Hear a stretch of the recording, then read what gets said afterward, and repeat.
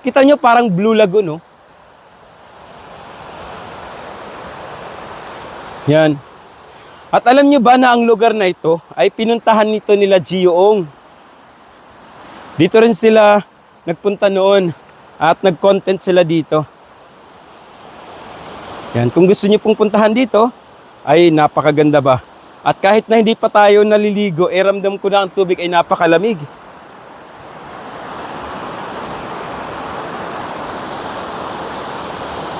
May balsa na rin dyan, oh. At kita nyo po ang haba niya, no? Yan.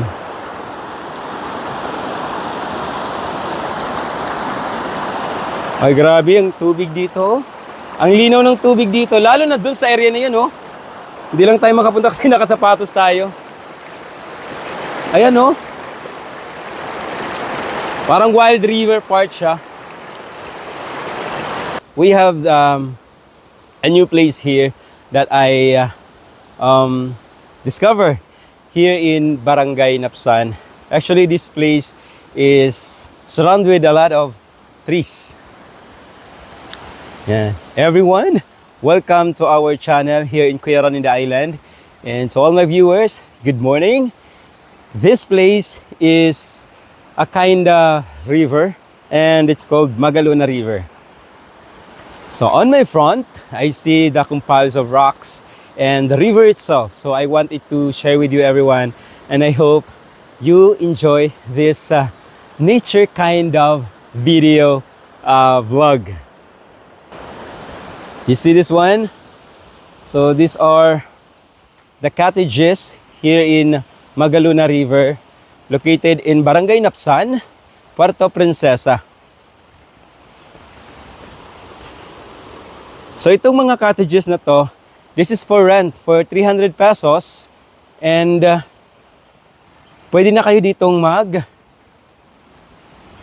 ihaw-ihaw. Yan. So available na rin yan dito. Napakalapit lang po to ditong area na to dahil if you know the Barangay Napsan, dito sa may mini city hall, nasa likod lang din po ito ng unahan. At ito yung dinaanan natin kanina. Umakyat tayo dun, pababa. And then, pagdating dito sa portion na to, ayun yung river natin. Morning, kaibigan!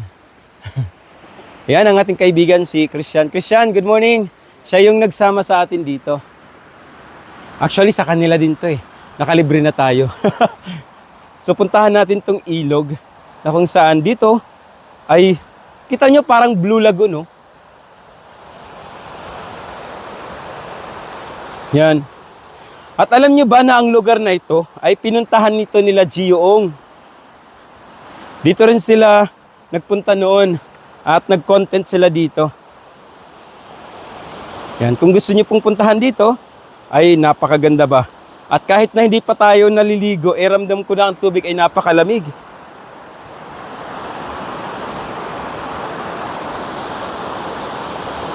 May balsa na rin dyan, oh. At kita nyo po ang haba niya, no?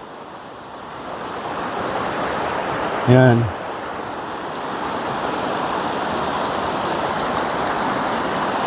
Ay, grabe ang tubig dito, oh. Ang linaw ng tubig dito, lalo na dun sa area na yan, oh. Hindi lang tayo makapunta kasi nakasapatos tayo. Ayan, oh. Parang Wild River part siya. Ang ganda lang. At saka ang lamig dito sa area na to. Yan, dahil umagang-umaga tayo dumating sa area na to, kita nyo po yung ilog. Ang linaw. At saka yung ilog na to, nakikita ko dito, malalim na siya, oh. So, pwede na kayo dumiretso dito, mag-dive. Yan sa area na to, malalim, oh. So, sa mga marunong maglangoy, of course, tawag niyan? Beneficial to sa mga mahilig mag-dive kasi ang lalim na, oh. So sa mga hindi mahilig mag-dive at hindi masyadong marunong mag-swimming, dahan-dahan lang dito.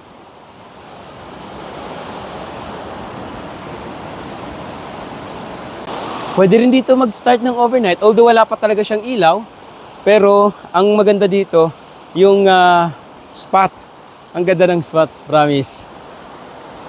So kung trip nyo ng mga barkada na magstay sa mga ganitong klase, puntahan nyo na. Kaya that's why I always said that the beautiful place of Palawan is a true nature of paradise. It's because Palawan is the best place for nature. So to everyone who love nature, come and visit here in Palawan and experience this one-of-a-kind experience like this kind of river. And a lagoon type river. See that one? Ang ganda ng kulay niya. So this river is called as a Magalona River. Beautiful place, di ba? And meron na rin silang so you can bring foods kung magdadala kayo ng mga sarili nyong pagkain. Actually, mayroong CR din dito na hindi na rin problema. At if you want to stay overnight, meron kayo magdadala kayo ng tent, pwede rin dito. At maganda rin talaga dito sa place na to para mag-stay at mag-enjoy. Para minsan naman sa mga grupo natin, di ba? Ma-experience yung camping. Ako gustong-gusto ko talaga yan. Yung nag-i-stay ng mga ganito, overnight staying, kasama yung mga kaibigan, is parang yan Baka minsan sa buhay natin, minsan lang tayo na-experience ng ganyan. Habang kaya pa natin gawin yung isang bagay, gawin na natin. Kasi pag kailan pa natin hindi gagawin kung hindi na tayo makalakad, uugod-ugod na tayo, di ba? Live while we young. Mga sabi nga nila. So, i-enjoy natin ang nature. At dito sa Magalona River ay, see? Simple lang, hindi ko na kailangan ipaliwanag. Meron tayong napakalinis na tubig. At the same time, sala siya dahil sa mga bato. At saka safe dahil yung area nito, hindi talaga siya sobrang, sabihin nating parang secluded ng mga puno. So open space siya dito. At may nakikita ko mga isda dito. Promise, ayan yung maliliit na mga isda. Mga isdang tubig tabang. So dito sa area na to, kung mapapansin nyo, para siyang palalim na ganyan. So diretso, pwede kayo mag-dive dito. Huwag masyadong raskal, yung tamang enjoy lang. Imagine nyo, kasama yung mga barkada ninyo. At magstay tayo dito sa lugar. Overnight staying. Di ba? Tingnan mo yung mga bato. Kumpal rocks. Nakasapatos kasi ako. So sinamahan lang tayo ni Christian. So salamat sa iyo, Christian, sa pagsama sa akin dito. At yes, here in Magalona River, dito sa Barangay Napsan. Puntahan nyo po kung gusto niyo ng ganitong klaseng vibes ng nature, di ba? Meron tayong dito, meron tayong tent. Meron na tayo ditong cottage worth 300 pesos pag ginamit nyo to.